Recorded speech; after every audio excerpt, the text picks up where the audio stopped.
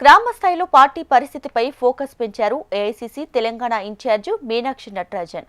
ముఖ్యంగా జగ్గారెడ్డి అడ్డా సంగారెడ్డిపై ప్రత్యేకంగా ఆరా తీస్తున్నారు. కార్యకర్తలతో మమేకమవుతూ లీడర్ల దగ్గర సమాచారం తీసుకుంటున్నారు. 4 రోజుల పర్యటనలో భాగంగా ప్రస్తుతం ఆమె సంగారెడ్డి జిల్లాలో ఉన్నారు. ఈ పర్యటనలో జగ్గారెడ్డి స్పెషల్ అట్రాక్షన్ అయ్యారు.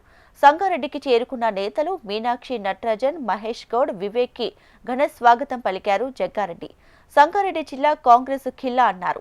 నేను దామోదర్ రాజనరసింహ అధికారంలో ఉన్నా లేకున్నా హరీష్ రావుకి భయమన్నారు టీపీసీసీ వర్కింగ్ ప్రెసిడెంట్ జగ్గారెడ్డి.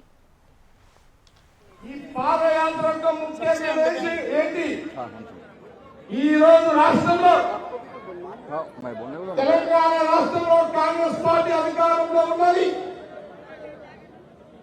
మీ అందరి యొక్క కష్టంతో కూడుకున్న ఈరోజు ఉన్నది.